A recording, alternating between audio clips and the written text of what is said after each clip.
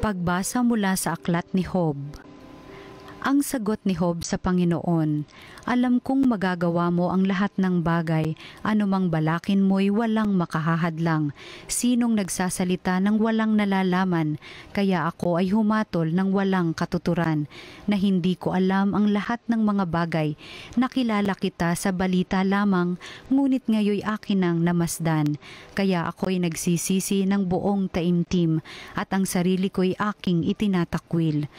Ang mga huling araw ni Job ay higit na pinagpala ng Panginoon. Binigyan niya ito ng 14,000 tupa, 6,000 kamelyo, 2,000 baka at 1,000 inahing asno. Nagkaanak pa si Job ng 7 lalaki at 3 babae na ang mga pangalay Jemima, Kesha, Keren, Hapuk. Sa buong lupain ay wala silang katulad sa ganda. Pinamanahan din sila tulad ng mga anak na lalaki. Si Job ay nabuhay pa ng 140 taon. Nakabuhayan pa niya ang kanyang mga apo sa ika-4 na salinlahi bago siya namatay. Ang salita ng Diyos.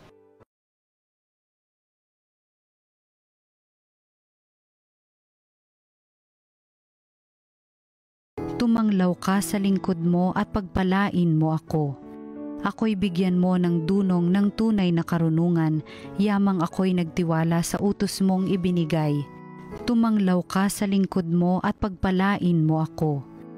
Sa akin ay nakabuti ang parusang iyong dulot, pagkat aking naunawang mahalaga ang iyong utos. Tumanglaw ka sa lingkod mo at pagpalain mo ako. Nababatid ko, o poon, matuwid ang iyong batas, kahit ako'y pagdusahin nananatili kang tapat. Tumanglaw ka sa lingkod mo at pagpalain mo ako.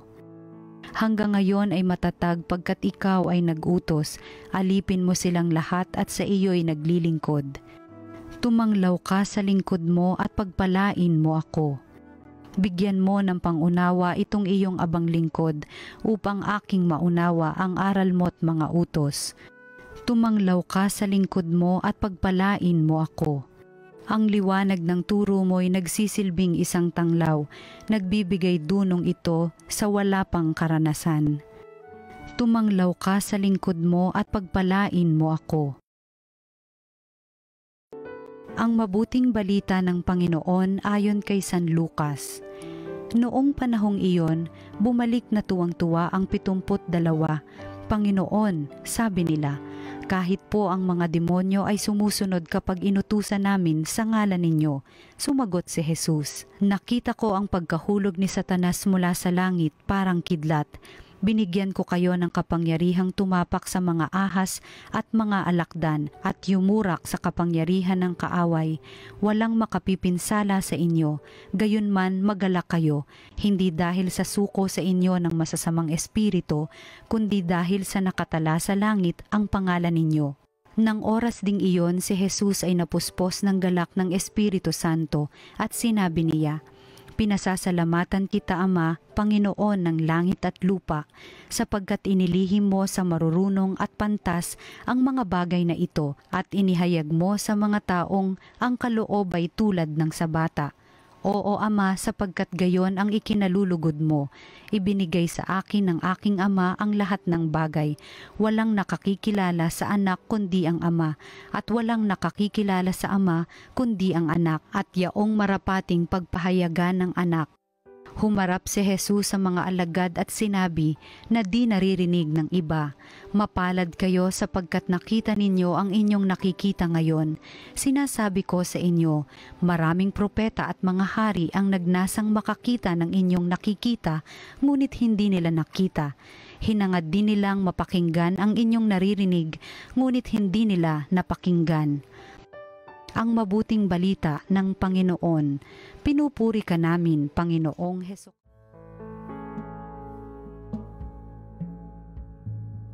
Lord, descend our Isang pinagpalang Sabado po sa ating lahat. Ngayon pong linggong ito, tayo po ay nasa ika-26 na linggo sa karaniwang panahon. Mga minamahal na kapatid, ewan ko po kung sa inyong pamilya, sa inyong bahay o sa inyong probinsya, mayroong paniniwala na dapat daw huwag masyadong masaya. Kasi baka daw pagtawa ka ng tawa ngayon, masayang-masaya ka ngayon, baka mamaya, nako, iiyak ka. Bukas, may hindi magandang mangyayari. Minsan po may mga taong ganun pong paniniwala na bawal maging sobrang saya dahil may kapalit yan na sobrang kalungkutan. Mga minamahal, maaari siguro ang paniniwala niyan ay parang totoo sa Ebanghelyo ngayon.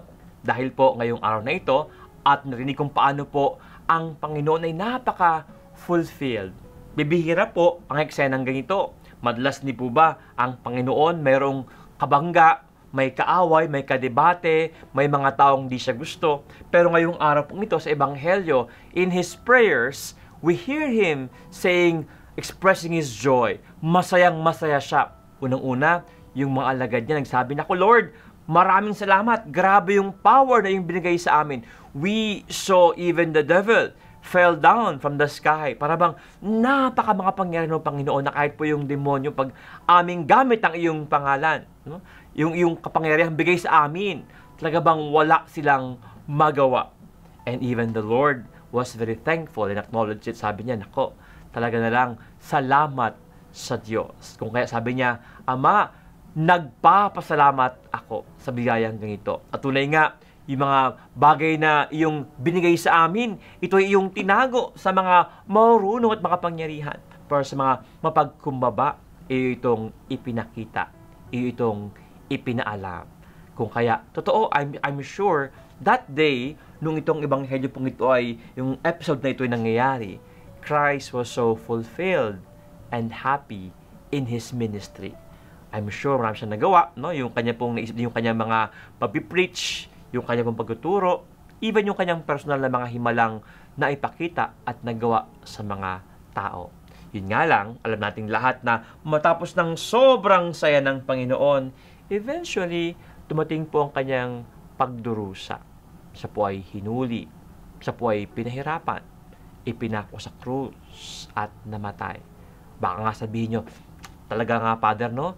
Talagang after maging masaya ka, nako, iiyak ka, magdurusa ka. Kung kaya, bawal maging masaya. Siguro po ngayong araw na ito, sa pamagitan ng Ebanghelyo, ang paala po sa atin, hindi po ang kalungkutan ang katapusan ng kwento. Hindi po yung ating tila ba kahinaan, yung ating pag-iyak. Hindi po yan ang katapusan ng kwento. Kalahati pa lang yan. Dahil po, yun pong kabuuan ng kwento ng bawat isa po sa atin ay ang kwento ng pagbangon, ang muling pagkabuhay, ang liwanag na walang hanggan. Siguro po, ang ilan sa atin ngayong araw na ito, ngayong sandaling ito, may makakilala kayo ng mga taong dumadaan sa madilim na yugto ng kanilang buhay. O may mga dalahing may bigat na problema sa iyong buhay. Siguro yung nasabi, dapat hindi ako masyadong tumawa eh. Dapat hindi ako naging masaya masyado eh. Hindi po. Ang ating buhay talaga naman, mayroong ups and downs, mayroong saya, mayroong lungkot. Pero po, ang pinakakatapusan po ng ating buhay bilang mga Kristiyano ay ang atin pong tagumpay. Huwag niyo pong isipin na huwag maging masaya, bawal maging masaya dahil malulungkot ka. Hindi po yung kalungkutan ng katapusan ng kwento natin. Kung hindi po ang ating kwento, ang katapusan ay ang pagkatao ng ating Panginoon. Siya po ay totoo, nagdulo sa krus, pero muling nabuhay. At ganyan din po ang kanyang kaloob sa atin, ang buhay na walang hanggan. Mga minamahal na kapatid, siguro po, kung ikaw ay mayroong dalahin, mayroong problema, mayroong iniisip sa iyong buhay, mayroong kang mabigat na iyong pasanin sa buhay mo, malungkot ka, siguro mayroong pagdurusa sa iyong puso. Ang aking sasabihin sa iyo, kapit lang, hindi po diyan matapos ang kwento mo. Hindi po ganyan ang kwento ng bawat Kristiyano. Ang katapusan ng kwento ng atin pong mga Kristiyano ay, sabi nga, happy ending. ang kwento ng tagumpay, ang kwento ng muling pagkabuhay, ang kwento ng buhay na walang hanggan. Hayaan niyo pong kayo po'y aking i-bless nang sa gayon, tunay nga panghawakan po natin ang pag-asang pangako ng ating Panginoon na sa bawat pagsubok, mayroon pong nag-aantay na muling pagkabuhay. Sa bawat ulan, mayroon pong araw na nag-aantay. Panginoon, dadalangin po namin ang lahat po na ay mga kapatid na maari sa mga sandaling ito ay malungkot, mayroong sakit, mayroong problema, at nanghihinaan po ng loob. Nawa Panginoon, bigyan mo sila ng pag-asa at iyong silang pasayahin at kailang huwag makalimutan na ikaw ay kailang kasama. Anumang pagsubok ay kailang kakayanin sapagkat ikaw mismo ang tutulong sa kanila. Pero mas importante, sa huli, kailang maranasan ang iyong pangako na mayroong katapusan ang bawat pagdurusa. Dahil sa iyo, Panginoon, mayroong katapusan ang anumang kadiliman. Ang krus ay mayroong muling pagkabuhay. Panginoon, ang lahat po na aming mong pagsubok sa buhay, itinataas namin sa iyo. Nainiwala kami, ang lahat ng ito ay mayroong katugunan sa iyong awa at pag-ibig. Ang lahat ng ito, Panginoon, aming nataas sa iyong ngalan, Panginoong Jesucristo na buhay at naghahari, magpa sa walang hanggan.